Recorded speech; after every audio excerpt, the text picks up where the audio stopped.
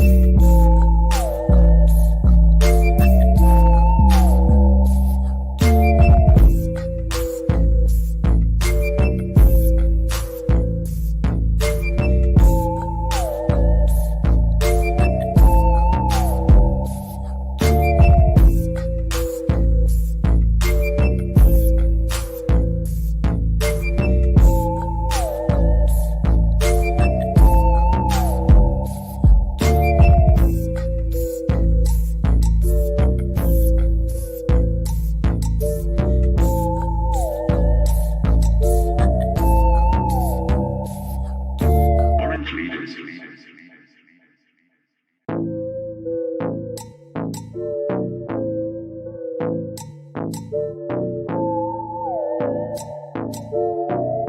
Orange leaders.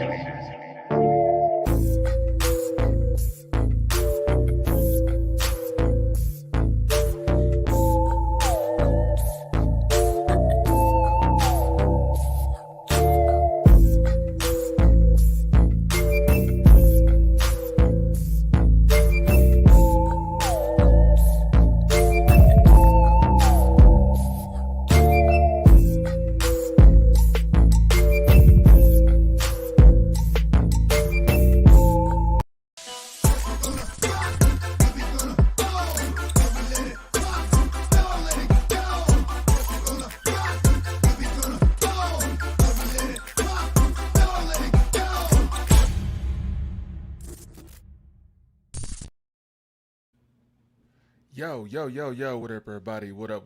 It's your boy Royce, the voice, Orange Click, Orange Leader. Shout out to K-Team. Speak your thoughts or lose your mind, as it says right here on this shirt, because I'm leaning back a little bit, but you see what it says. Speak your thoughts or lose your mind. And how are y'all doing? How y'all doing today? It is May the 10th. Am I correct? Let me make sure that I'm saying that. Yeah, it is May the 10th. It is 2021. It is 8:02 p.m. and we are on here. We are on here. It's been kind of like a gloomy weekend. It's been raining. Definitely want to say, happy late Mother's Day, happy Mother's Day to all the mothers out there, especially my mom. You know, she's the greatest. You know what I'm saying? Just found out my niece was going to be a mother. And my other niece is already a mother. She just had her baby. So happy Mother's Day to both of my nieces, to my mother, to my sister, to my auntie, and to my cousins, everybody out there that I know that I don't know. Happy Mother's Day. I hope you had a great weekend. You feel what I'm saying? And today is a great day. Today's a great day for me. And y'all know I was kind of giving y'all a little segue, about the show a little bit when I was speaking about faith over fear, and we're gonna indulge into that a little bit. You feel what I'm saying? But before I get started, ladies and gentlemen, this is what I need you to do. This is exactly what I need you to do. If you're watching this right now, if you're watching this right now, I need you to help me out and share because I don't have too much time to like share. I usually have about a minute and a half to 2 minutes to share while we're going live. You know what I'm saying? And doing this podcast, you can support this page by sending stars, a digital gift that helps keeps this show running with the content that you like. It's only 99 cents. And believe me, we don't get the 99 cents. If you give us 100 stars, we get $1. I mean, we get a penny. It's not much, but I guarantee it keeps the show running. Do you hear what I'm saying? Yes. So please share this because I'm going to be trying to share it during commercial breaks and all that jazz. But I really need y'all's help.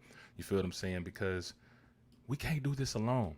I can't do this without you guys. So, man, let's get into it. Let's get into it. Now, y'all saw the title. Y'all saw the title. And, my producer and I, we were talking about this. And we were like, how can we really break this down on the name of the title, the way I named it? And we found out a good way to break this down. So we're going to start off with the title of this show. All right, the title of this show, the headliner is called "We Built This Country." Yes, we built this country, and I want to give you something to believe in. Do you hear what I'm saying? I want to give you something to believe in. And I'm going to make sure that you guys see this. You feel what I'm saying? All right. It's the intro. We built this country. Something to believe in. I'm going to say that one more time. We built this country. Something to believe in. And when you say, Royce, what do you mean that we built this country? Shout out to Nino Black. You know what I'm saying? That came up on here, man. Thanks for sharing, man. I got a good show for him tomorrow. But when I say we built this country, and I'm giving you something to believe in. What do you mean by we built this country? All right. You may think we, as in everybody here in America, we built this country to what it is. No, I'm not saying everybody. I'm specifically talking to a group of people, a group of ancestors. When a lot of people hear black people say that we built this country, what we mean is beyond the cotton fields, which cotton was a major distributor, you know what I'm saying, in back in the slavery time and stuff, and it generated a lot of money. But a lot of people tend to forget, other things that contributed to America's progression in the industrial times, and things that would help save time for America to make more money. Because what they say, time is money, and if you're wasting time, you're not making money fast enough. So, what better way than to use that money that you had from slavery, that was tax free, that you didn't have to pay anybody, to create inventions, inventions and innovators. Inventions are why we're here right now. The reason why you're looking through me through one of your LED screens is because of a black person. And yes, we're speaking on black men and women today. When I say that we built this country, I really do mean it. And I'm not taking that back because we have created some extraordinary things that were sung and some things that were unsung. And so tonight, we're going to speak on some of the unsung innovators and inventors that have contributed to America even to this day. Just to make you think about some things for a minute. You know what I'm saying? We're going to talk about that. So, we're going to speak on the achievements of black people that boosted America's economy. Okay? So, let me just do just like a brief discussion real quick before I get into these people. All right. Um, when I speak about faith over fear, correct? When I speak about faith over fear, being afraid, to create, being afraid to say something in fear of what somebody else may say, even though that maybe what you say or maybe what you invent could possibly change the world, but you're in fear of the consequences and the repercussions because of the color of your skin. Of the color of your skin, you have fear that what you invent or an idea you came out with would not be recognized unless it was in a white person's hands. And those were some of the things that these inventors, whom I'm getting ready to bring up soon, of course, we're going to go ladies first. These were some of the things that these innovators were afraid of, were definitely afraid of. All right, Jamie Fact says facts. They're gonna learn today. They're gonna learn today, and that's right, Jamie. They're gonna learn today. You guys can please continue to share. This is gonna be a good show. This is a little bit of history lesson, but we're also gonna deal with some of the social issues that our innovators went through. So the question is, within these technological achievements as black men and black women back in those days. We're talking about the 19th century. We're talking about the 1800s, big time, the 1800s. The question that I have here is there a fear of black people becoming innovators and inventors? Is there a fear of black people becoming innovators and inventors? We can speak on now, but I can definitely speak on before. Before, black inventors were so afraid. Oh my gosh, they were so afraid of the consequences and repercussions if they learn how to read, if they learn how to write. Lord knows if they find out how to make something that's going to make their life a lot easier, they might have been killed. They might have been forgotten. Their stuff might have been taken, and I'm not even going to explain that because I'm going to leave that toward the end on usually what happened back in those days when things were curated by black men and women. Okay, so what really, what we were kind of brainstorming and wondering what could have brought upon that fear, besides the fear of maybe getting killed, a fear of not maybe getting credit or being talked about badly. What could have caused that fear? And just to bring on a fact for you guys, because I know a lot of people like to deal with facts, and I'm gonna have some opinions behind that. But after doing further research, that fact was briefly we'll discuss. It was during the Dred Scott era. Now, if a lot of people don't really understand what Dred Scott was all about, okay, Dred Scott was basically a law that said that black people were never citizens. They weren't citizens. All right. And here's what Dred Scott pretty much was saying here. And I'm gonna make sure I kind of read this verbatim. But Dred Scott was a decision. All right. Decision that was that the U.S. Supreme Court's ruling on March 6, 1857, that having lived in a free state and territory did not entitle an enslaved person, which was, the guy's name was Dred Scott. He was a real person, by the way. Entitled an enslaved person, Dred Scott, to his freedom. In essence, the decision argued that, as someone's property, Scott was not a citizen and could not sue in a federal court. Now, I want y'all to think about that for a minute. Black people, white people, all of that. I need y'all to understand this history and understand why we always talk about psychological effects when it comes to black men and women. Sometimes we may be in fear of what we're trying to do to change the world, and we don't even know why, because it's been embedded, and I'm kind of here to help change this, okay? So Dred Scott, it was a decision made in this black man's name because he was enslaved. In essence, the decision argued that as someone's property, Scott was not a citizen and could not sue in federal court. So what does that do psychologically? What does that do psychologically to inventors and curators of black men and women?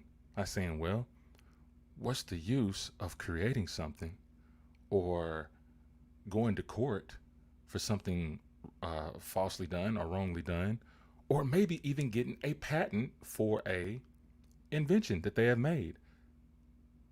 They wouldn't be able to get their stuff patent because of the Dred Scott laws. Slaves were not considered citizens, let alone humans. They were considered 3/5 of a human. All right. So let's talk about that Patent Act. All right. So within this Patent Act, basically is the colorblind patent system. That Patent Act included a patent oath, which eventually required patent applicants to swear to be the original inventor of the claimed invention and to their country of citizenship. Okay. The U.S. Supreme Court's 1857, see how that ties in, Dred Scott opinion, held that black Americans could not be citizens of the United States. Free blacks were precluded from patenting their own inventions after Dred Scott, which was in 1857, because they did not have a country of citizenship and presumably could not swear to the patent oath. BJ said, sending positive thoughts, great topic that can go on for hours. Idea, if I might suggest as part of the show, reading with Royce, you suggest a book to the audience to expand my mind with some history or perspectives, and maybe if enough people read up on the subject, everyone can come in and talk about it. Reading, well, I feel you, man. You know what? He's always coming up with some good stuff, man. I feel you that, man. Like, we're gonna keep that right there. I do appreciate your support, BJ. You know what I'm saying? And please continue to share. So these colorblind systems, free blacks were precluded from patenting their inventions after Dred Scott because they did not have a country of citizenship. Yeah, that's a gunshot. citizenship and presumably could not swear to the patent oath, all because they were not citizens of the United States. Now, think about that back then. That's a little effed up. You're already giving yourself free. You're already giving yourself free. You're picking cotton. You are picking tobacco. Everything else to generate everything in America. The least that you figured that America would do was give slaves citizenship. But obviously, you're not a citizen if you're a slave. And honestly, you're not a citizen if you're considered 3/5 of a human, which was embedded into the U.S. Constitution. Fact check me. All right. Now, that's kind of like of a segue into now that we kind of talked about like the patent laws, right? The patent system, the Dred Scott, how they kind of worked hand in hand. If you weren't a citizen, sorry, you can't get your stuff patent. You can't even go to the court of law to fight against something that was wrongdoing. Because who are you anyway, right? Imagine that being psychologically embedded into slaves' mind. Think about that for a minute. That gives you the fear and hopelessness of like, I can't do nothing. I guess I can't do nothing but be a slave. That's all I ever be. And so, being that there are these patent laws, we already know that women have had it rough overall. But if you want to specifically talk about women, you want to specifically talk about a certain kind of woman, we're talking about the black woman. All right? The black woman probably had it the roughest in those times. And I say this because overall, white men back then considered a woman, well, not as superior as them. Okay? And especially if it came to laws, especially if it came to education, women were not the go-to people. Now, let's put that in a black woman. She's already a slave or a runaway slave in the 1800s. And she comes up with an idea.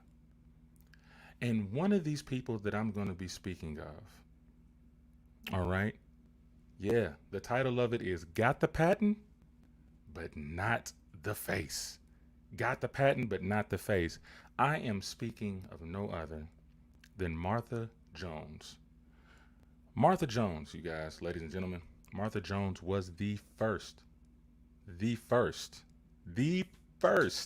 black woman to receive a U.S. patent. This was back in 1868. Okay? This is back in 1868. Martha Jones was the first black woman to receive a U.S. patent. And guess what? Guess what she made? This is about to blow your mind, all right? Guess what she made? She made what they call a corn husker. Everybody knows what a corn husker is, or like a sheller or anything like that. It's that thing where you put the corn up in that little tube right there, and you turn that wheel, and it chucks all the kernels off of that mug, and that all the way off. Where that corn looks a little red, looks a little dark colored. It spits that daggum thing out, and you put the next one in, and you catch the seeds. It was really, good for like, feeding your herd, feeding your cows and chickens and stuff like that. Even today, all right. Even today. No, let me go back before I go back today. But speaking on this Cornhusker, all right, I want you to understand where I feel that these innovations came from, especially with black women, because women back then, they were more used for domestic use, washing clothes, cooking food. Thank you, Cynthia Davis, for your donation. Appreciate that, for the stars. Welcome back, by the way. It's good to see you. Back in those days, coming from post-slavery, or let's just say during slavery, a lot of the women didn't have any shortcuts that they could really do to make their job a lot easier, right? I'm pretty sure back then in the slavery times, they didn't have no corn husker. They didn't have no sheller. They were probably doing that stuff, who knows, with their nails, or maybe with a, little sharp blade, a knife, or anything like that. But, they had to cut it like an apple. Turn it around, slice that thing up, and on to the next one. I bet you in her mind during those times, I bet you she was saying in her mind, man, I wish I can make up this invention that'll take care of a cob in one little slice. And that's where I think that comes from. That's where I believe black people have become very, very innovative when it comes to Martha Jones right here, the first black woman to receive a U.S. patent in 1868 during those times of Dred Scott, during those times of those patent laws. So thank goodness that after the Civil War in 1865 and the freedom of slaveries in 1865, technically, a lot of those laws were abolished. But here's the catchy part about this, okay? Here is the catchy part. Even though that she was the first woman, first black woman, okay, the first black woman to get a patent with something very, very innovative. The reason why we eat popcorn, the reason why we have corn on off the cob, cream corn, you feel what I'm saying? Able to feed our pigs and chickens and stuff like that. Part of that was because of her innovation and her idea to make it faster. So I'm pretty sure they got faster machines now and everything. But that base part of the invention came from Martha Jones. Y'all remember that. Martha Jones, the first black woman to receive a U.S. patent, and she made the Cornhusker. Y'all need to give her her flowers. And even though she's gone, but it needs to be appreciated because we take advantage of some of these things that we may not know. You hear what I'm saying? That's something to believe in for all the women out there. Okay? So during that time, right, women were used for domestic situations. So, in a woman's mind, I'm pretty sure she's got to think, "Huh, something's got to be, I got to make this thing easier. I got to make this thing more convenient or something like a necessity." And this is the question that I'm probably going to raise up here for a title here. Speaking on this next woman here. Um, is it a convenience or is it a necessity? And there is a difference between convenience and necessity. See, back then, they made things like that because it was a necessity. You understand me? It was a necessity. Even though convenience played a part, but it was a necessity. See, what we're doing right now when we're cooking popcorn, you know what I'm saying? We got canned cream on the corn already there for us. See, that's a convenience. That keeps us from doing the necessary things. See, we get cream corn in a can out of convenience. But see, the people that chopped up the corn and all that stuff, they did it out of necessity. So you got to give props that their need to make things better for them in the 1800s becomes a convenience that we seem to take advantage of now. Okay? Now, as I speak on this second black woman, okay? Like I said, in the 1900s, all right, urban living became more cramped. Some women began to reinvent the domestic sphere with technology, so to speak. All right. Times are very hard, for the blacks to get ahead because, as we've all talked about, in those times, black people were closer. Black people were married, 80 to 90% of them. They had bukus of kids. Y'all seen plenty of those pictures back in the 1800s, early 1900s, where the black family had a lot of kids. People had a lot of kids, period. But if we're specifically talking about the black families, there were a lot of them. And the husband and wife, they were married, they stayed together, they had a bunch of kids, cousins lived in the house, auntie lived in the house, sisters lived in the house, all of that stuff. So it was pretty cramped in there. You hear what I'm saying? It was pretty cramped and there was not many places to put things without it getting in the way. So my segue to this is, as far as creating a necessity to make it convenient, not like our type of convenience. You see, this woman's necessity and convenience was based on, hey, I got 6 kids in the house, plus my husband. There's 8 of us in this house. I've got to figure out some way to generate some space. And the lady that I'm speaking on right now, she was actually the second, you hear me? The second black woman to receive a U.S. patent. Her name was Sarah E. Good. Sarah E. Good. That's what Goode. Sarah E. Good. She was the second black woman to receive a U.S. patent.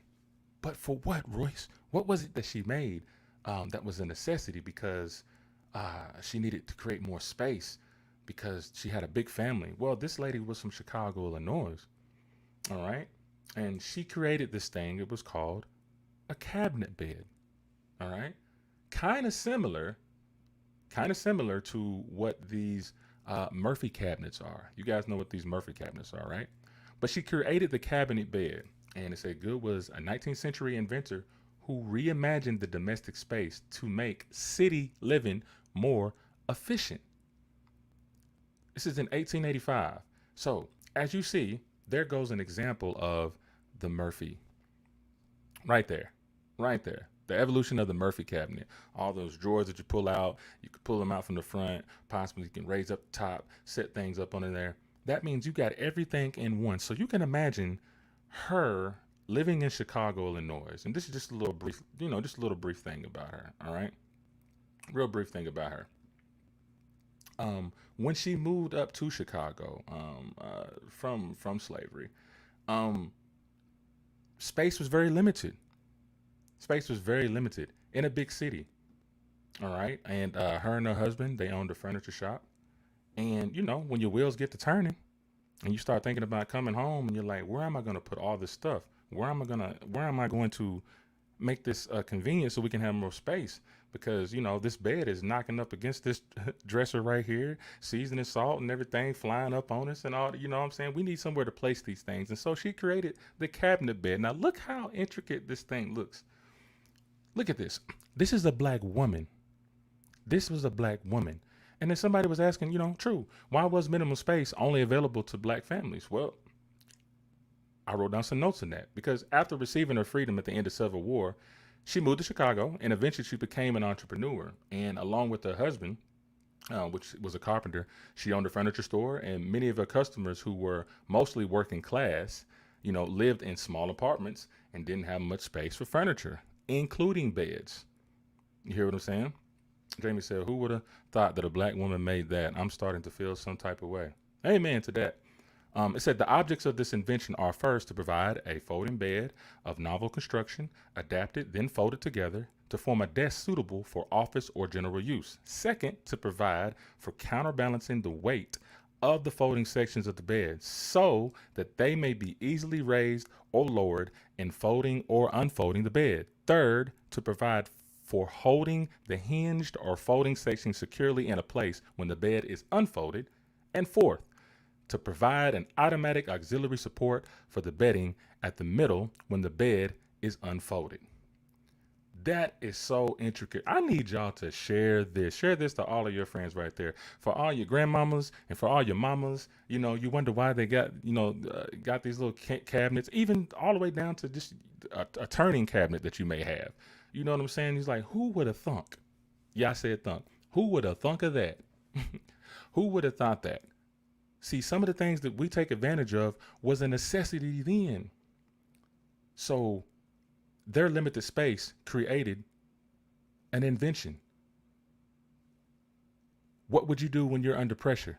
That's what our ancestors did when they were under pressure. Sarah E. Good, the second black woman to receive a U.S. patent in 1885. Pretty much the evolution of the Murphy cabinet. And we got to give props to her. All right. And so look at that. Just those designs right there. I'm just amazed right now. Like when we look at this and we're saying, daggum, 130 some odd years later, they're still following the format. Of course, things get better over time, but that base, that thought was all because of Sarah E. Good. Props to her. Now, before we go on this commercial break, I have one more person, one more black female that I would really like to discuss about.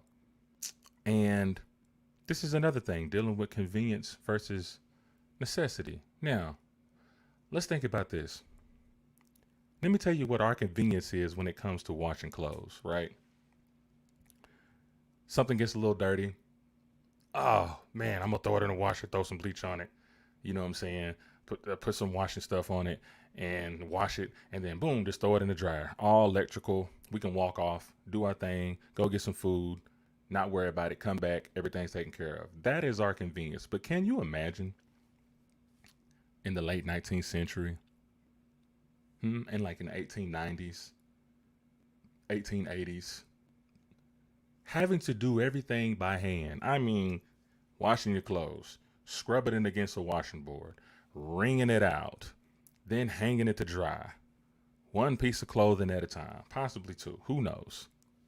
Well, there was somebody who had done this out of necessity, but I would have to say convenience too, because let me tell you, our ancestors were tired, T.I. red, of doing it the old fashioned way and probably had all types of ideas to make it faster. So, a lady by the name of Ellen Elgin, a black woman, y'all look her up, by the name of Ellen Elgin, she developed the clothes wringer back in 1888. She was another black woman that got her patent. But here is the story about her, though. This is an interesting story about her. Okay. 1888. All right. So, yes, she developed this clothes wringer where it actually has, where everybody's seen it now. Y'all seen the old school ones. They've been bought by a lot of different companies and stuff back then. And this is the story I'm going to tell you. It's got two rollers in there. You know what I'm saying? So therefore, when you squeeze that thing through there after washing it, it dries that thing out. Now we didn't have electric washers and stuff like that then. You feel what I'm saying? But it would make it easier to hang dry because you have the excess water out of the way. You hear what I'm saying? Pressure builds diamonds. When you hear me, that is just a product of what I would call post-traumatic slave disorder. Like, no, we're not going back to the old way to do things. We can get things patented, and now we're going to find ways to make things more convenient for us so we can get the job done. But that's not all, though. Y'all see those pictures right there? That's not all. All right. Just a little brief history in her. In August of 1888, Ellen Elgin, a black woman housekeeper, invented a clothes wringer, which allowed clothing to be washed and dried faster by feeding clothes through two rollers to wring out the clothing, thereby making them easier to hang dry. All right. Now, here is the catch with this. All right. This is sad. This is what I was talking about on fear. It's a social issue here. Fear on why black businesses possibly couldn't, why black businesses were probably afraid to prosper back then, or they were afraid to do certain things. She's a prime example. There was no way that anybody was going to find out about Ellen Elgin, not in the history books, not on the History Channel, or any of that stuff. The only reason that we know that she created this back in 1888 and then got it patented in 1890, there was she had a testimony. This was back in 1890 in Washington, D.C. It was a periodical called The Woman Inventor. And it was the first publication of its kind devoted entirely to women inventors.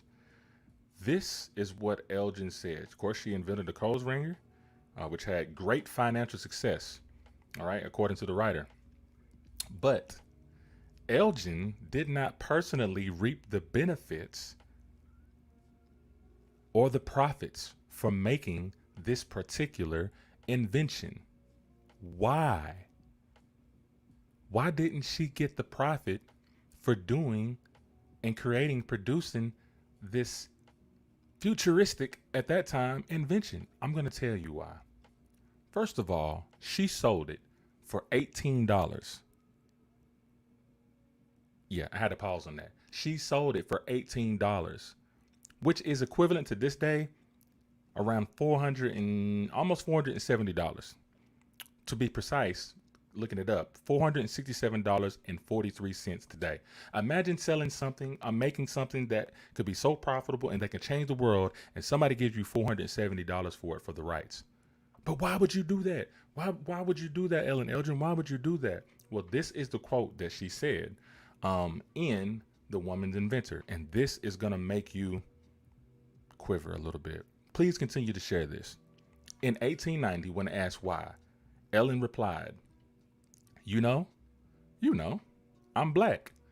And if it was known that a Negro woman patented the invention, white ladies would not buy the wringer. I was afraid to be known because of my color and having it introduced to the market. She said that is the only reason. The only reason. And before we go to the commercial break, I would like to say, is there a fear of starting, of black people becoming inventors and innovators? Did those type of things back then, did it contribute to the mental stigma? I want y'all to think about that for a minute.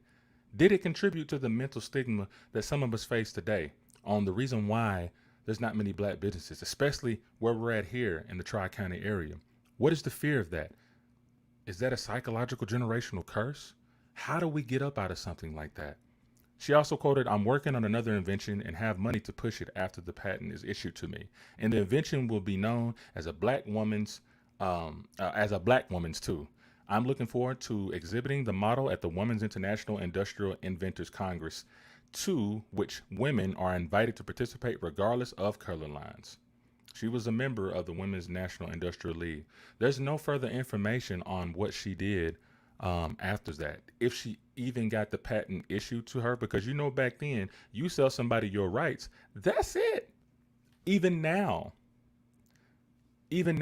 So I want you guys to think about that for a minute, okay? Is there a fear of black people starting businesses, becoming innovators and inventors?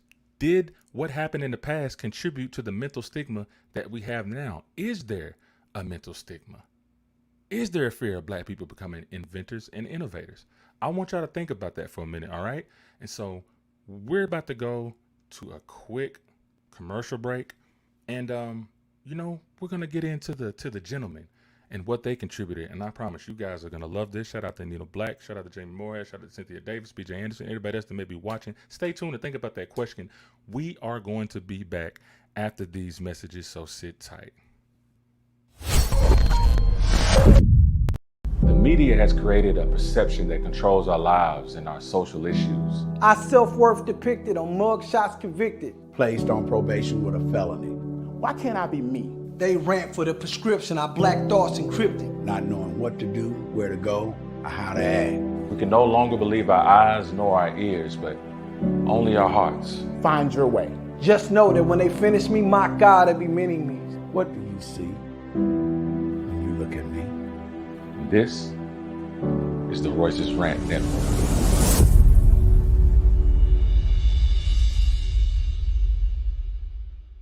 In the beginning, my product was not for sale at all. It was really for my son's eczema.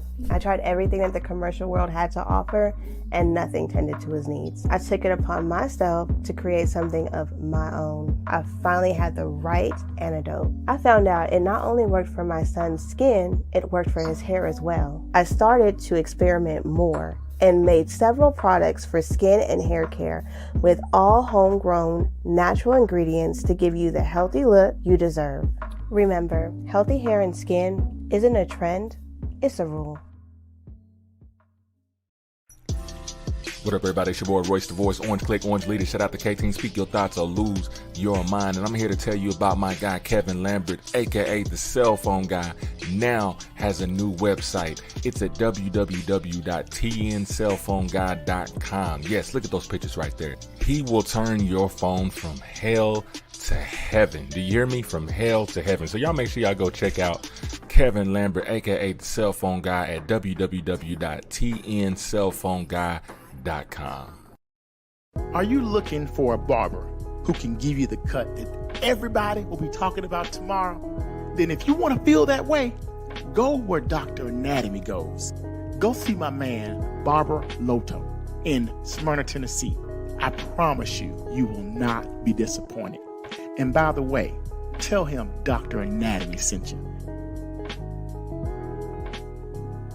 Take the prescription for the perfect haircut on Murfreesboro Road.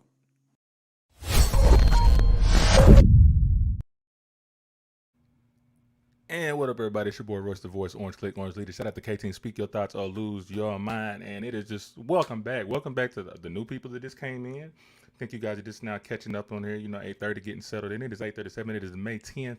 You dig what I'm saying? And for everybody that just tuned in, of course, you can always go back and watch it, but you came right at the second half of this, all right? So for everybody that just came in, the title is We Built This Country. Something to believe in. And when I say we built this country, yes, I'm speaking about black men and women. And I'm not just talking about slavery. I'm talking about post-slavery. I'm talking about innovators and inventors that created things that make it more convenient for us now because it was a necessity to them then. The ultimate sacrifice. Ain't that crazy? Somebody's necessity becomes somebody's convenience.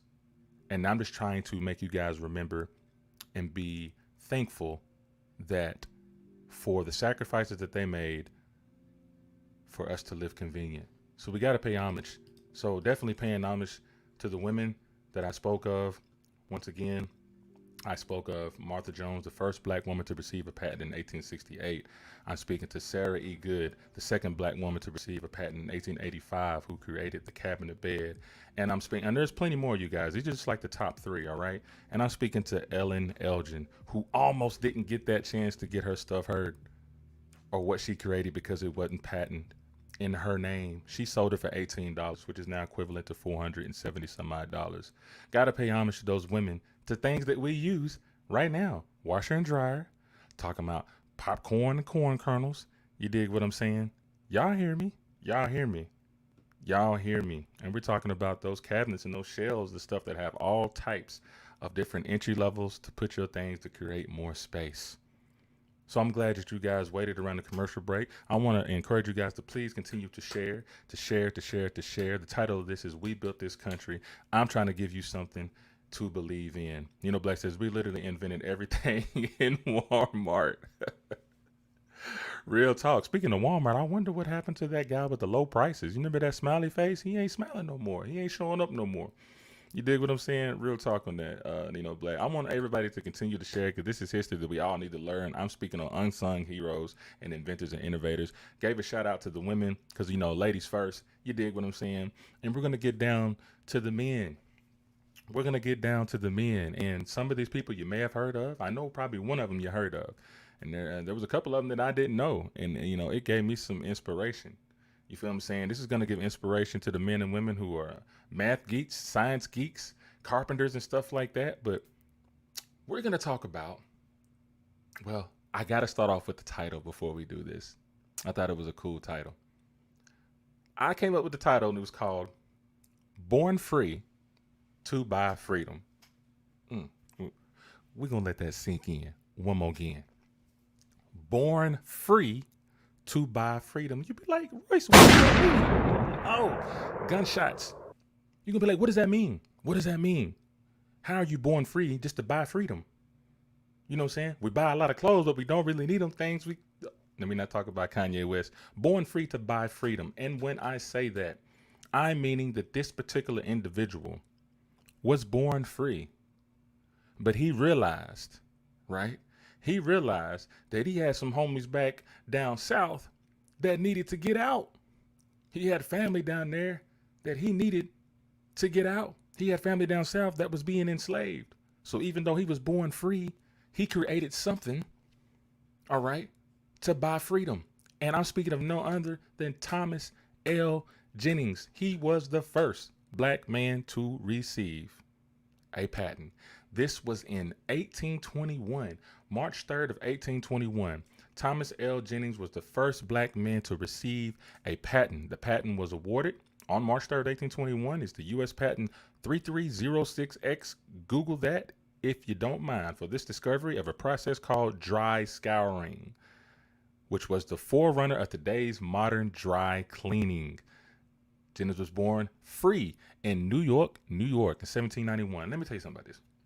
Dry cleaners. Oh, think about that. New York is big on that. I don't know too many of you guys that know about, you know what I'm saying, there was a show created, when there was a movie created by Rockefeller Records. It was called Paid in Full, and Ace was working in that dry cleaning. That was big in New York. You know why? Because once again, you had families, going back to what we were saying earlier, that we had families that were living up north, some of them that ran away from slavery, some of them that were born free. There was not a lot of space.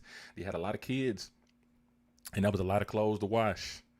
And he had to find some ways to make this a little bit easier, especially if you got some suits like he wearing. You feel what I'm saying? You wanted to be pressed and be clean, right? You dig what I'm saying?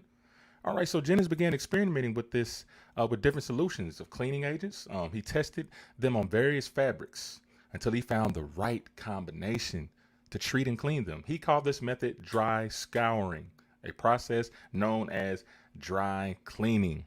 So Jennings filed for a patent in 1820 and was granted a patent for the dry scouring process he had invented just a year later.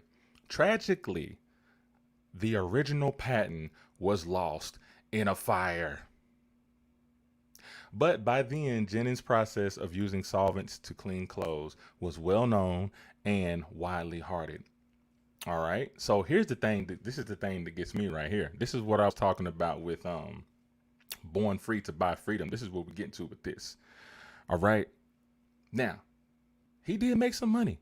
He did make some money. But let me read this to you. Let me show you what really means the most to me right here. And this pertains to a lot of our brothers and sisters that make money and come out the hood and don't give back. In 1820s, Jennings spent the first money he earned from his patent on legal fees. You hear me? Legal fees to buy his family out of enslavement. Let me lean back on that. He filed in the 1820s. He earned the money that he earned from his patent on legal fees to buy his family out of enslavement. After that, most of his income went to abolitionist activities. In 1831, he also became an assistant secretary for the first annual convention of the people of color in Philadelphia. Do you feel me? And that's a question that we have up there. Do a lot of us give back to our communities once we make it? Because, and this is the point I'm going to make, just adding on with him right there. Even back in the 1820s, 1830s, he didn't care about him. This is from a free man. Because, you know, sometimes when you're born free, you don't worry about anybody else that's in enslavement. You've seen 12 Years a Slave. That Negro did not care about them slaves down south. All he knows was that he was free until he woke up getting his tail whooped down in Georgia. Because he didn't think he would ever be one of them. And this is a man that had a conscience. Thomas L. Jennings, I think he should be a poster child for when you come up out the hood, or when you're born free and you know you got people in the hood, you got people in enslavement, and you're using that money to bring them out, to buy their slavery. Because, you know, there was no buy their enslavement, get them out of slavery. Because, you know, you can do the Underground Railroad stuff, you know, that's not going to cost a lot of money, but then you're risking yourself to get killed. But if you can do it the legal way, because, you know, them people, they love money back then. Yeah, there you go right there. They love money. Money rule the world. So if it come with a nice paycheck, they'll do anything you want. So he bought his family's freedom and used the rest of his money as an assistant secretary for the first annual convention of the people of color in Philadelphia. He donated to activists and abolitionists. For all those stories you hear about the Underground Railroad and stuff like that, he was one of the people that was funding that to get them there.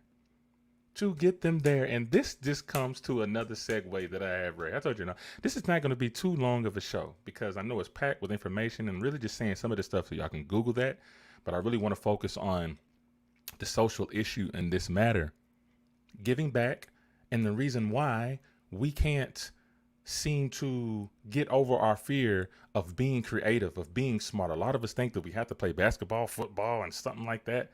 You know what I'm saying? Just to make it. But some black men and women are so afraid to use their brain or to show somebody that they're smart in mathematics and science and physics and astrology that they think that it's corny. They think that it ain't cool. No, it's the coolest thing in the world.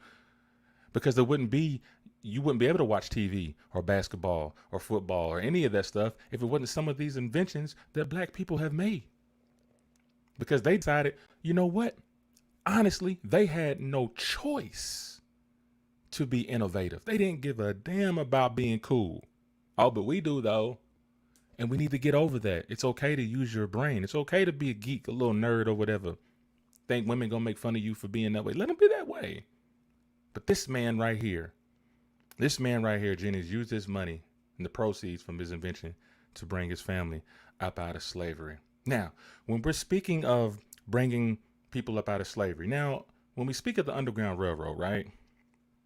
When we speak of the Underground Railroad, we speak of a lot of walking, a lot of wade in the water, a lot of swimming, a lot of hiding in other people's houses and in barns and in the woods, and also escaping by train. Now, I'm not trying to tell for all you little smarty pants out there, the Underground Railroad, that didn't mean that they were on the railroad getting on trains and, well, in some cases they used trains to travel, but they had to walk some country miles to get to the other side of that river to make it to the train because, the trains didn't really go through those areas that they were in. At those times, railroads, you feel me? They were on a main stream, kind of like Jackson Street, kind of like Bell Road, kind of like Main Street. You feel what I'm saying? So this title on the next guy that I'm getting ready to speak about, it's very short and sweet, but I'm going to tie it together with why Jennings funding some of the things in the Underground Railroad and the invention that this guy made. The title of this guy is called A Purpose by Accident. A purpose by accident. Now, Royce, what do you mean? What do you mean a purpose by accident? You mean he did something on purpose and then it became an accident? No, what I'm trying to say is that his purpose was by accident, whether he knew it or not. And I don't know if that's even true. I don't know if he even thought about it like this, but see, it kind of makes sense. Sometimes you have a purpose and you create something from your purpose by accident, not knowing the reason why. Like, okay, like I know my purpose, I know, but then there's some things that I just did that I didn't know that was going to contribute to something positive. And I'm speaking about Elijah McCoy. Yeah, that's the real McCoy. Y'all ever heard that before? The real McCoy. Elijah McCoy. Y'all look this up. He created the improvement of lubricators. And no, I don't mean that type of lubricator, ladies and gentlemen. Get out of the gutter. I'm speaking on an automatic lubricator for trains, steam engines. He was born October, well, not born October, I'm sorry. He was a Canadian-born inventor and engineer of African American descent who was notable for his 57 U.S. patents, most having to do with lubrication of steam engines. All right, born free in Canada, he came to the United States as a young child when his family returned in 1847, becoming a U.S. resident and citizen. All right, so Elijah, so he was born in 1844. All right, so his parents were fugitive slaves. They had escaped from Kentucky to Canada. Helpers from the Underground Railroad. He invented an automatic lubricator for oiling the steam engines of locomotives and ships, patented in 1872 as an improvement in lubricators for steam engines. Now, people may ask, this is U.S. Patent 129. Well, 1,229,843. Y'all can look that up. The automatic lubricator. But let me tell you something about this automatic lubricator here. All right, let me tell you what it did. Now, back in those days, you know what I'm saying? This is where it ties into the Underground Railroad and traveling on trains and stuff like that to get to the main area. A lot of times back in those days, the train had to stop so it can oil the engines. You hear what I'm saying? So he created an automatic lubricator, which automatically released lubricants to keep the steam engines to keep them running. Now you may ask, why is that still important? Okay, he made it to where the trains don't have to stop to oil up their engines, to oil up those pistons, right? I wonder why that was such a good idea, even if he wasn't even thinking about it for that reason. Because during those times when the slaves were trying to get away through the Underground Railroad, of course, they were going by foot, like I said, wading in the water. But the railroads, the trains, the locomotives were a faster way to get from point A to point B, from going from south to north. Those trains may take you to Canada. Those trains may take you to Chicago, Ohio, where a lot of black people reside today. A lot of black people that are up north, which is really Chicago. You know what I'm saying? I don't understand when people say Chicago's the Midwest. There's nothing west about it. If anything, it's mid-north. But that's on a whole nother subject. You feel what I'm saying? But those trains, imagine you're escaping, right, from Massa, and you get on that train. Now, this is before the automatic lubricator. And you were getting on those trains through the Underground Railroad, and you're almost at your destination with 30 miles 30 miles to Virginia, 30 miles to New York, 30 miles to Canada, Michigan, or Chicago, right? And the train stops. And the train stops. Why did the train stop? We were so close. Well, they got to oil those pistons up because there was no automatic lubricator. So when the train stopped, that means that the person driving the train and anybody else working on it got to stop. Put a little oil here, put a little oil there. Who knows? They may have to check on some things, make sure everything that's being transported is in its place. And they may open up the door, and what do they see? They see some runaway slaves in the daggum train. Because the train had to stop to keep going. So the fact that Elijah McCoy, this is my opinion now, because it made sense. The fact that Elijah McCoy created this automatic lubricator, in time, it allowed trains to keep going without stopping. So once that word got around that the trains don't make stops anymore except to their final destination, the runaway slaves felt a little bit more comfortable of hopping on the train knowing that it wasn't going to stop. They can hop off to their closest destination.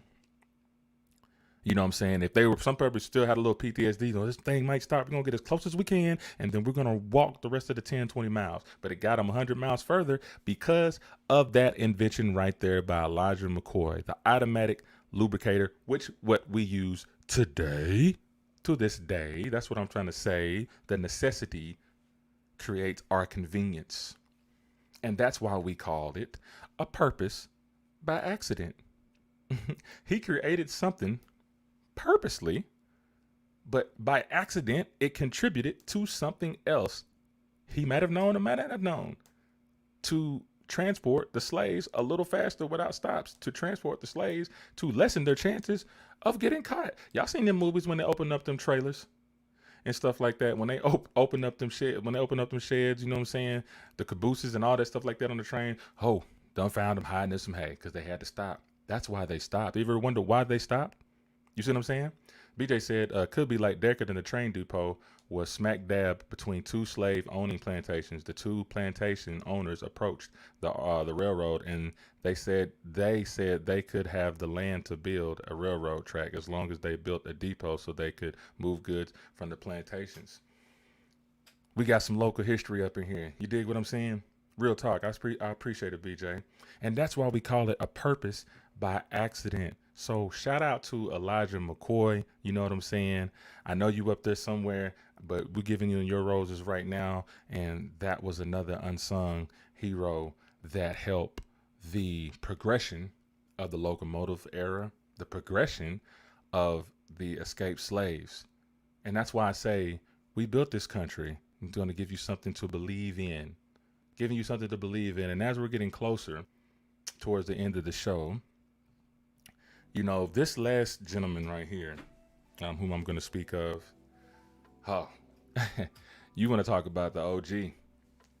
You want to talk about the epitome to me of what they would call this nerd, a person who believed in astrology, who understood astrology, a person who was a whiz at mathematics, at science, and at physics, a man that was self-taught.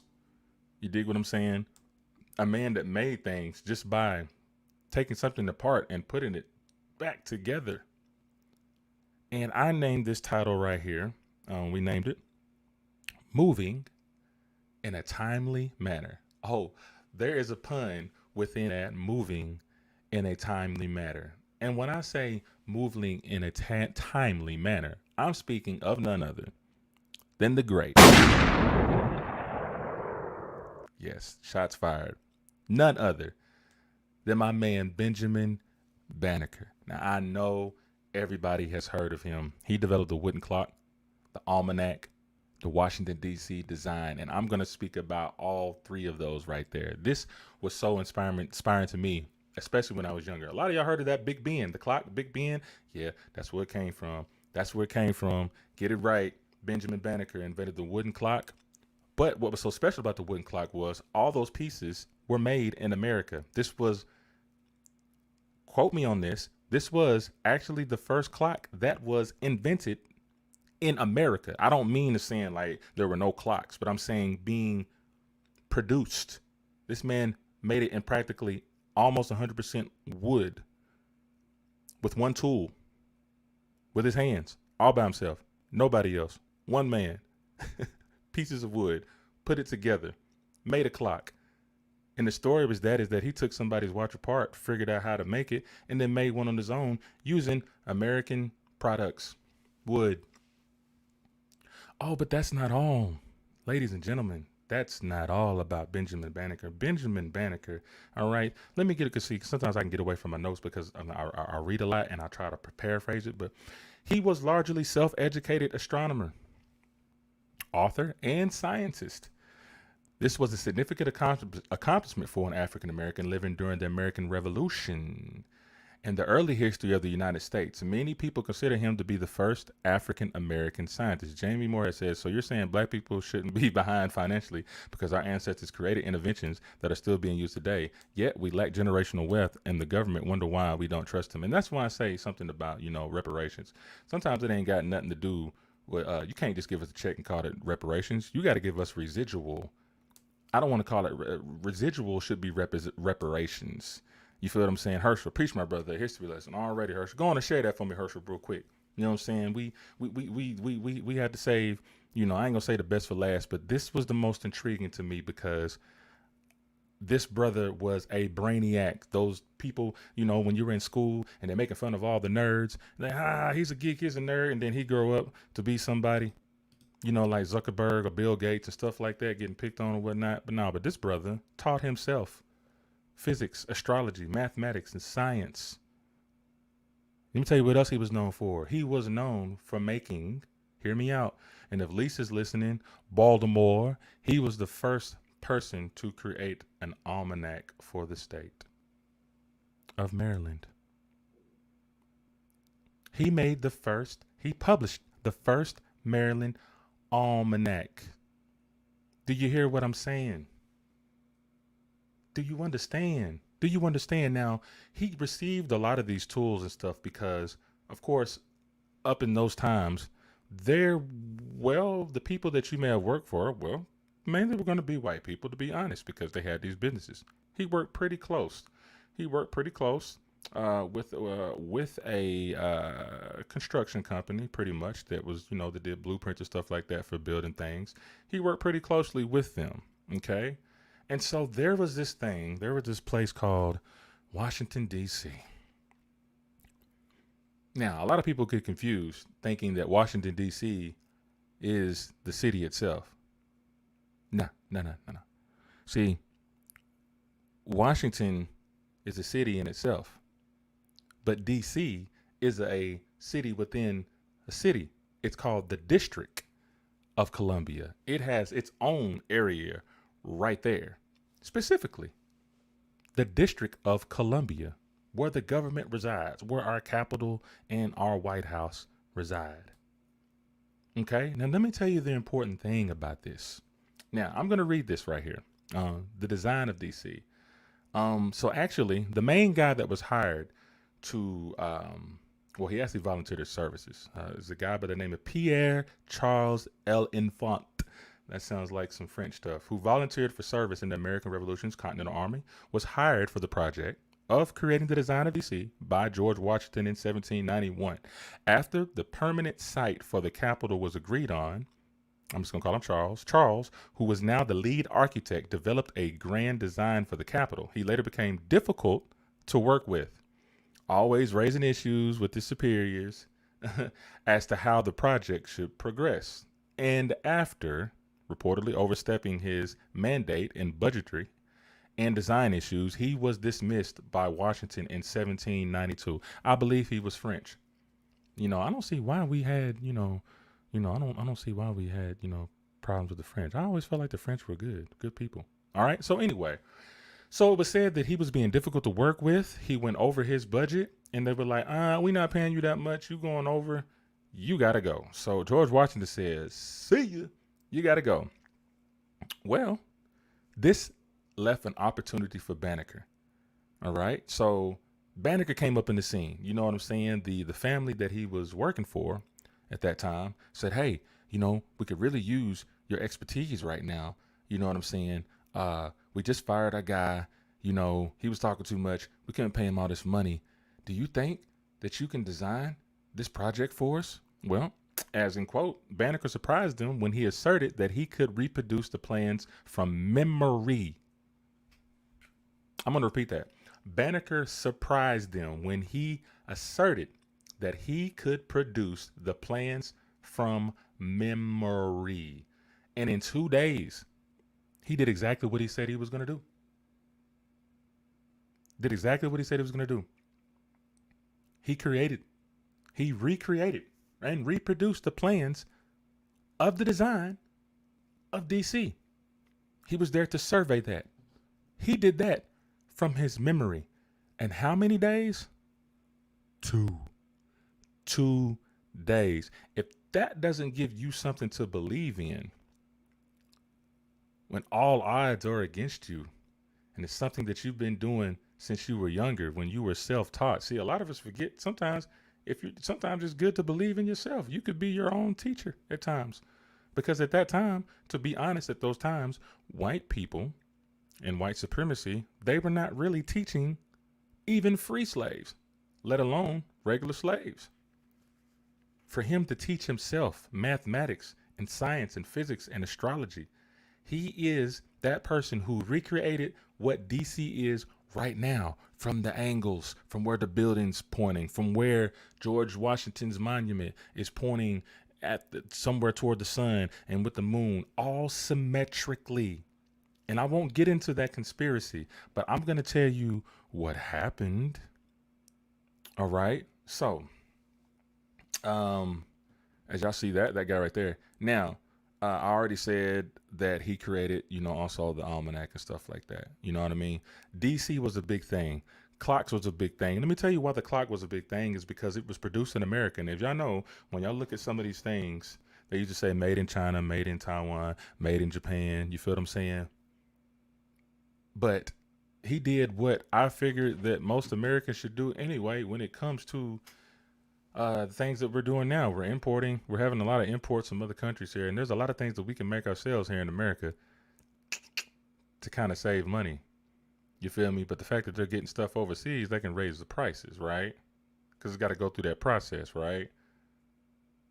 So he decided to, why not make it here? That actually, you don't need a rocket science to be like, hey, if I want to make something, why I got to call China for the pieces?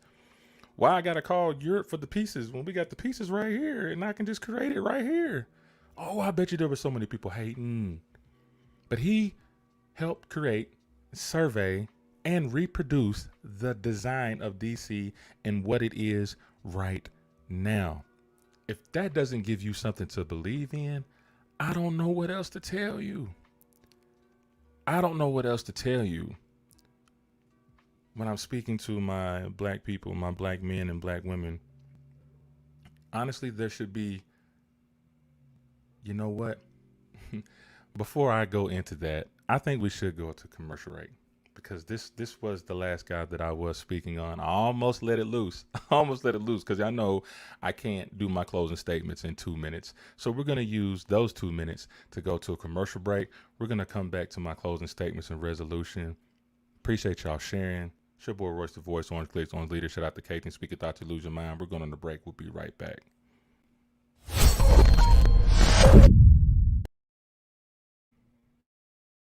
I've seen it all in the search for fame. The mindless souls of a million aspirations. The journey for constant attention. These are the stories of artists who have failed and are willing to sacrifice everything to get to the top again. What are you willing to do to make it?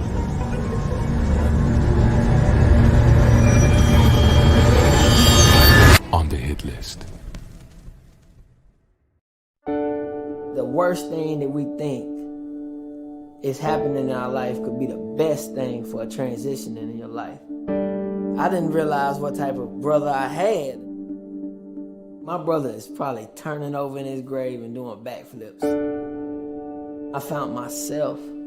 It got me to that point where I knew that I had something to live for and a legacy to live for.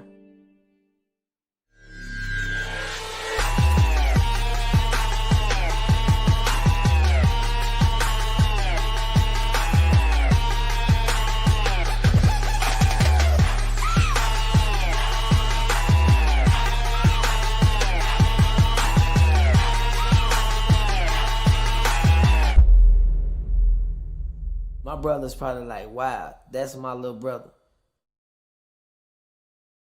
No matter how my life is broken up, God still brings it back together. I can't stop her. I've been there.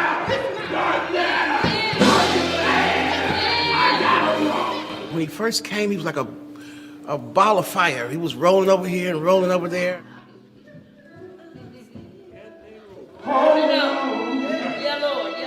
He gave a sermon, blew me away.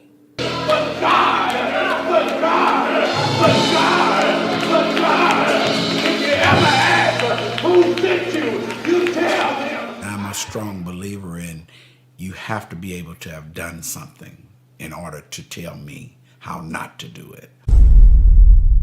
Coming out of the military, I wasn't a good person at all. I gotta get away from this. I got out there to where I couldn't get back. He's doing some stupid stuff. If I had to do it all over again, I guess I could say I would because I didn't know any better then.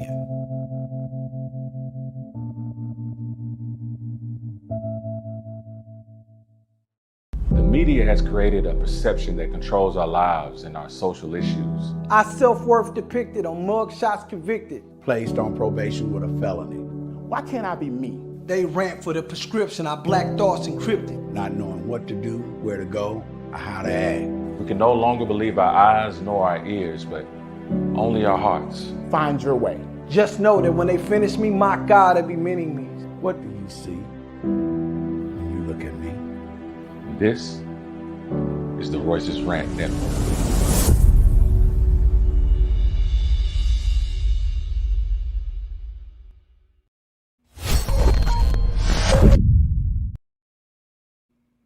Yes, and this is the Royce's Rant Network. Welcome back. It's your boy Royce the Voice, Orange Click, Orange Leader, shout out to K-Team, speak your thoughts or lose your mind. And yeah, shout out to all the sponsors. Shout out to Jay's Brother. Shout out to Tennessee Cell Phone Guy. Shout out to, my boy Lotto, making sure you're keeping your hair cut fresh and tight. You dig what I'm saying? Shout out to Nino and his gun accessories, Black Thoughts, you hear me? Shout out to Dollar City, Shout out to yes, thank you. Shout out to the Atlanta Housewives and stuff and their hair products. You feel me? All the sponsors right there. But I would like to add into there, you know what I'm saying? Because we are, just a quick little announcement, we are coming pretty close to June the 18th. June the 18th. And it's an event that we are holding. Myself, Jamie Moorhead, Tiffany Killing and Tiffany Kennelly and her fiance, Jamaica. Beyond Strength, a Juneteenth event, which actually it'll be on June 18th in Winchester, Tennessee at Townsend. We're going to have more details on that. We're going to come with a promo for it. We already got some of the artists lined up, some of the vendors. If you would like to be a vendor, I would like for you guys to contact Jamie Moorhead and or Tiffany Kennelly. I believe if Jamie is listening, she can put some of the links and stuff up on there where you can go if you're trying to be a vendor. Of course, if you want to buy a ticket, they're going to be $15 on the Eventbrite. We also have a event page for that, and we're going to also, we put up those links up there, as I continue to close out. But Beyond Strength, June the 18th from 5:30 to 9:30, 4 hours of art, live music. You dig what I'm saying? You can hit me at roycesrant@gmail.com and I can just forward the information down to the team and we can start from there. But yes, we are still looking for more vendors if you would like to do that. Be greatly appreciative. This is going to be a great event, like I said, with real art, real music, spoken word, even get to hear your boy do some spoken word. You know what I'm saying? We're going to have great food, catered, desserts, and just a little bit of history about Townsend. Very historical place. So yeah, I appreciate you putting up there, Josh. Just want to remind you guys that you'll be hearing from it throughout the rest of this month and in June. So just stay tuned for that. All right. We built this country. Something to believe in. And as we close, this is what I kind of wanted to end up, because I didn't get a chance to really finish about Benjamin Banneker. You know what I'm saying? And there you go. We are sending this to everyone that we think would be interested in being a vendor. Vendor fee, $35. Friday, June 18th at Townsend from 5:30 to 10:30. please read information in doc below carefully. So y'all see that in that link there. Y'all make sure that y'all click that if you're interested in not buying tickets, but becoming a vendor. And also the event page, if you want to be somebody that just want to come in and listen and view. Those tickets are $15 on Eventbrite. You dig what I'm saying? You make sure you get those tickets because it's going to be a great show. You feel what I'm saying? All right. So we built this country, something to believe in. I need you guys to continue to share on this because this is how I'm going to close out on here. All right. Now, even though I was discussing about Benjamin Banneker, right? You know, everything that he contributed as far as to the development of DC, surveying that, to developing Big Ben, the wooden clocks, you know, from publishing the first almanac in Maryland, period. You hear what I'm saying? Amongst all of that, all the plans that he drew up, you know what they said? It supposedly burned in a fire. When he died, his house just magically caught on fire. And all of his patents and all of his stuff like that were burned. Same thing that happened to the ladies that I spoke of when I spoke of Elgin.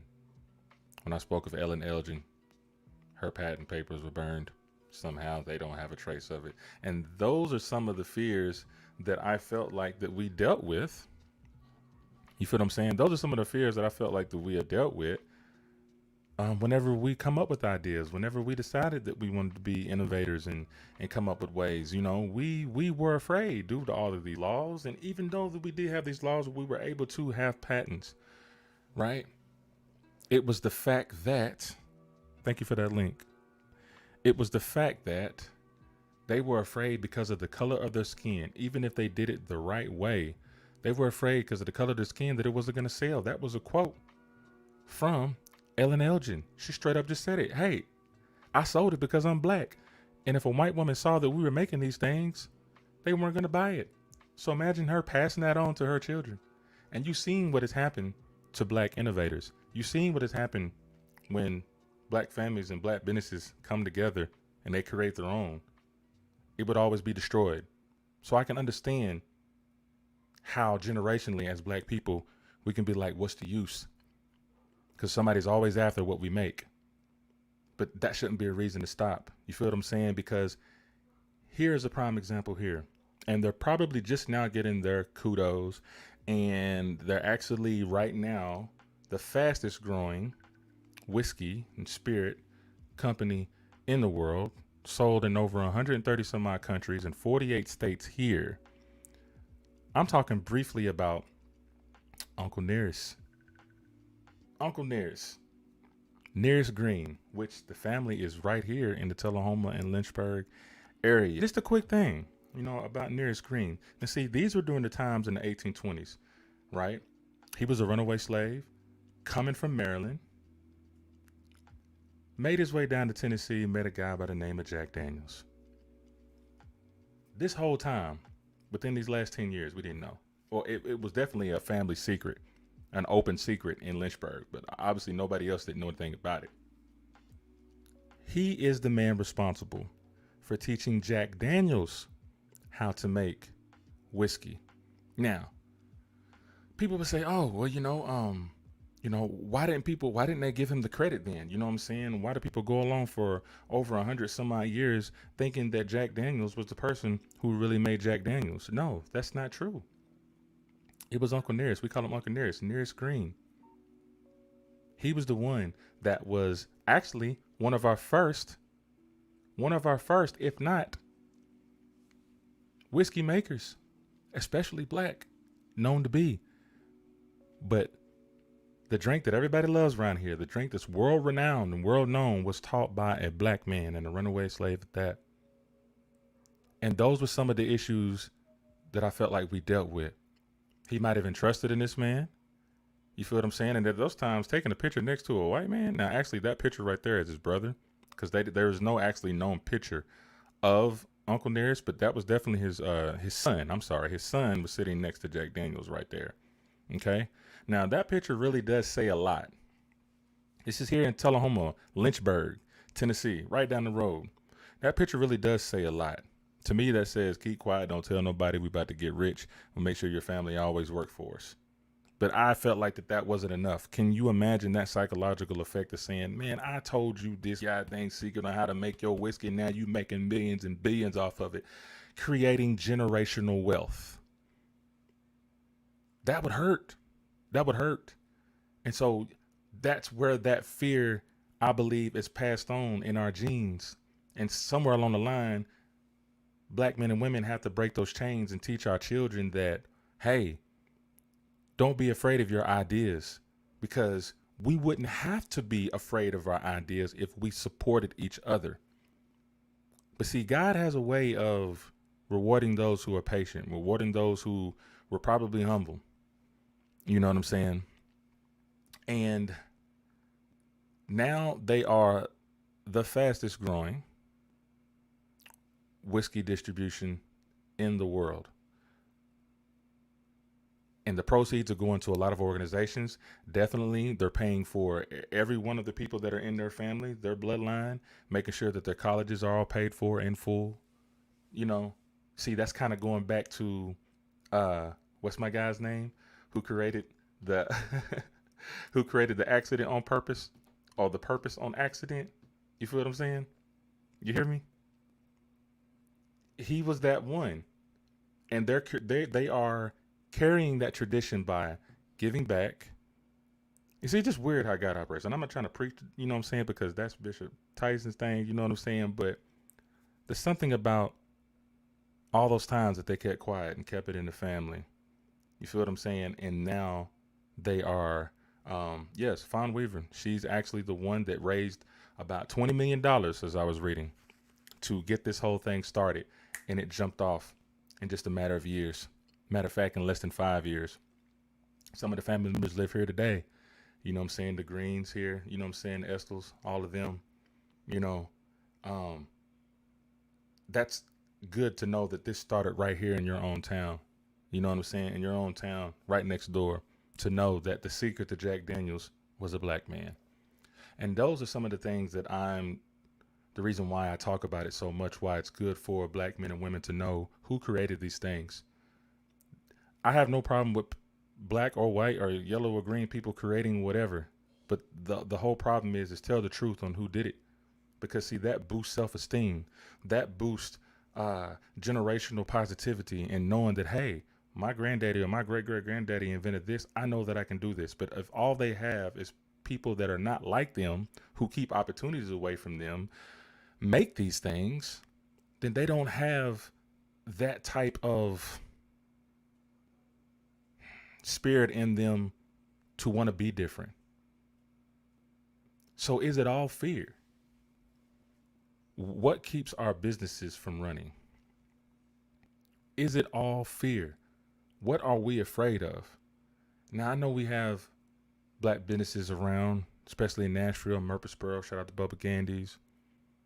I know we have maybe a couple of businesses here in Tullahoma, but I know some of the ones, we got a funeral home and a printing place. We did have a soul food spot. Didn't really last that long. I don't know why, but I think I do know why. And I'm just going to say it right here on Royce's Rant right here. I think our fear comes from disappointing others. We're so used to eating one thing, and we find out that one of our own does something or makes something or creates something. We're afraid to support that in fear of disappointing who we were supporting before. But you have to think about this. You have to think about this. Support goes a long way.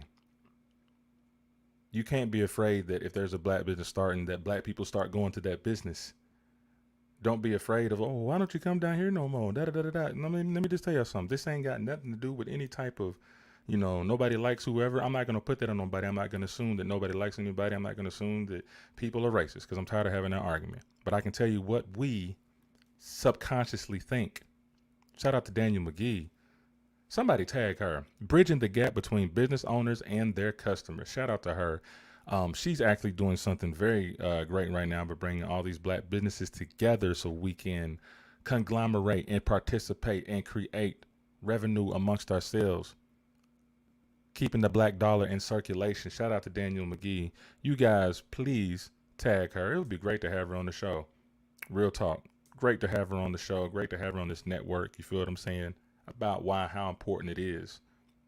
The show is called Black People, not the show, but the page is called Black People Making Moves, Nashville.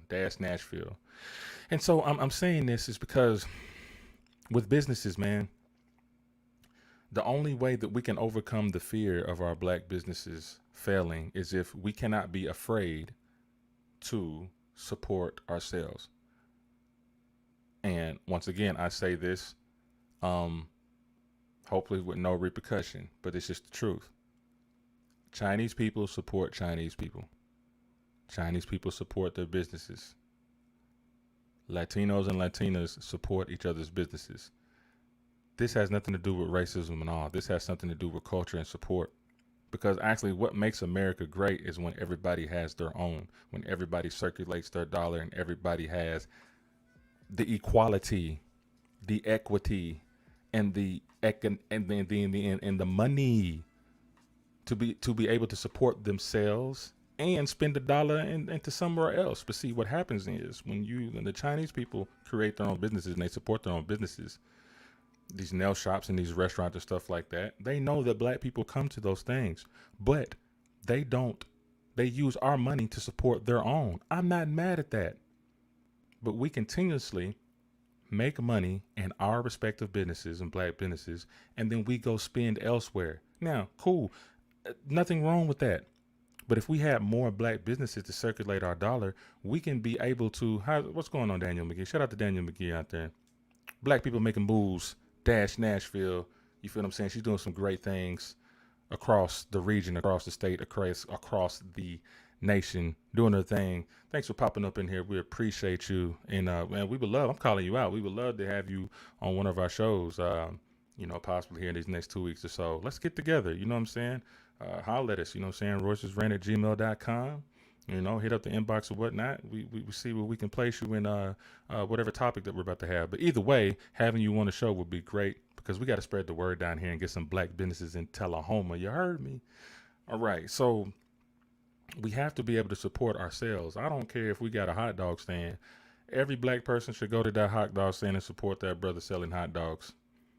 You feel what I'm saying? And then he need to take that money that was given, by his people, you know what I'm saying, and then go to the print shop down there. You know what I'm saying? Or go to Bubba Gandy's and get some food. It should be like that. It's nothing against anybody, but if we want to talk about building up our economies, right? We have to support each other and circulate our same dollar. I know all these riots and stuff are going on right now when they're talking about, we're upset. We're about to burn down these buildings and stuff like that. We're going to start a riot, burn it down because we're frustrated. It's not ours anyway. But you know what? You're probably right. It's not ours. It's not ours. But I guarantee if we had our own businesses, and it was time to fight against police brutality or social injustices or anything like that, I bet you $1 million you ain't going to be throwing rocks at your own building. Because just like Rick Ross said, shout out to Bubba Gandy's, Cajun Shrimp, you know what I'm saying, in the market, buying it fresh all the way down from New Orleans. You feel what I'm saying? Another brother, you know what I'm saying, ex-military that's doing this thing, very positive brother. I've had some of his food and it is great, fresh, on the spot right there, man. Very clean guy, very clean area, nice people that he's working with. You know what I'm saying? A very humble brother, man. Please give him a shout out because, man, that stuff looked like it was born with seasoning on it. You feel what I'm saying? But back to what I was saying in closing, we cannot be afraid. Hey, we cannot be afraid. We have to circulate our own dollar. All right. And we're talking about burning down our blocks. That's what I was getting to. Burning down our blocks when it comes to these riots and stuff like that. Why would we burn down something that we should be able to buy? Like Rick Ross said, buy the block to your neighborhoods. That's how you rent it. Why are we burning down stuff? We got to buy the block back. Another reference from the barbershop when Cedric the Entertainer asked him, man, what you still doing there? You can't even cut hair. Because he said, man, he saved my father's business because during those riots in Chicago in 1968, after Martin Luther King died, your own people was getting ready to burn down their own buildings because they was mad. And I get why they was mad, but that defeats the purpose to burn down something that a black person built because a black person died. That's not how it should work. If anything, you should have went over there to the other side of town and burned down that stuff if you were really about it. But But why would we be so afraid? Because we're afraid of the consequences and repercussions, but we can't. Bishop Jimmy L. Tyson said we should work on working together. Yes, work on working together. There's nothing wrong with that. We have to break that psychological chain that Willie Lynch put on us in the late 1600s. Y'all can look up on that too. And that would be my resolution. My resolution would be first with support. I don't care how small the black business is. Support it. I don't need no black. There's some good things in Nashville where he supports local black businesses by spending. He said, hey, at least spend $10, $11. Everybody spend $10, $11 in this place right here. We're going to go to this place and we're going to spend some money. You know what I'm saying? And then the money they make, they go somewhere else to another restaurant and spend that money. That's really all it is. Circulating a dollar, buying your block back. So therefore you have pride in, hey, if there are some social injustices, really, we can really have a leverage of having control of what we want in our neighborhoods by keeping our neighborhoods safe, keeping our neighborhoods clean, keeping that cash mob in, keeping that dollar circulating. Because when our dollar circulating, we're providing a service to the community that we live in. We're keeping it clean. We're keeping it fresh. We're paying our taxes. We're creating revenue for the city that we live in, which brings in more tourists, which brings in more business and stuff like that when we take care of our own. And so if we have to handle social issues and social injustices, we can defeat them with money because we got our own. We can defeat them with businesses. Simple as that. We're going in circles here, and we can't get caught up in that. So in conclusion, we have to preserve what we have. We cannot be afraid of great ideas and great inventions. If we support ourselves, we have nothing to worry about. We have to keep our black businesses running, no matter how big nor small is. We got to start now. I know Tullahoma has 1 or 2 businesses here. I don't care if it is a print shop. If you need to have a copy of your resume, go there. If you need a poster made or anything like that, go there. You feel me? Now, it's inevitable that we all die in our funeral homes and stuff like that. But, if one of our brothers or sisters die due to this or due to that, God bless their soul, bring them to our funeral home down there on South Jackson Street next to South Jackson Church of Christ. Because that generates money, that generates income. And then from there, with that money, go to Winchester and buy some food, from the chef up there, Chef Keita. You feel what I'm saying? Go down there to some of them black businesses that are down there and support Eric Taylor. You know what I'm saying? And his shirt company. The Boars and stuff like that. Boar's Head, I think it's something like that. Eric Taylor, support that. And then you go to Murfreesboro and then you support Bubba Gandy Shrimp. Then you go to Bishop Jimmy Tyson and support Holy Smokes, which is smoked barbecue and ribs and stuff like that. By the way, you'll be seeing that soon. All right, keep the dollar. That's the resolution. Circulate the dollar. Support your black businesses, no matter how big nor small. You hear what I'm saying? The Holy Smoker. All right. And that's all I have to really say about that. I hope you guys really enjoyed the show. I appreciate you guys sharing and everything. Continue to share. We got a lot of big things going on in the Royce's Rant Network. We've got short films coming up. We got music videos coming up. You feel what I'm saying? We've got new sponsorship that's pending right now. You hear me? It's just a great thing. But it's definitely, and this is an inspiration when I say something to believe in. Something to believe in. This is a black ran network. Ran by black men, strong black men, talented black men. And that's something to believe in, that you can do that right here in Tullahoma, Tennessee, by way of Nashville, Murfreesboro. You can do this. You can do it.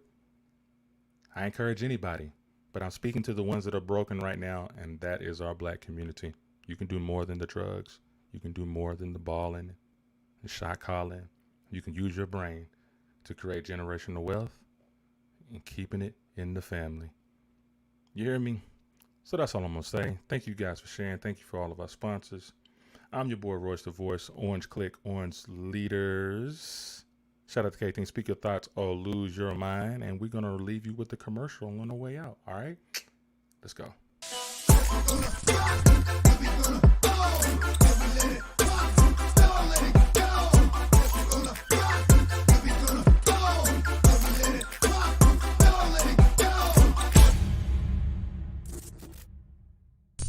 The media has created a perception that controls our lives and our social issues. Our self-worth depicted on mugshots convicted. Placed on probation with a felony. Why can't I be me? They rant for the prescription, our black thoughts encrypted. Not knowing what to do, where to go, or how to act. We can no longer believe our eyes nor our ears, but only our hearts. Find your way.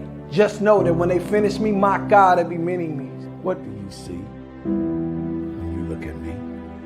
This is the Royce's Rant Network.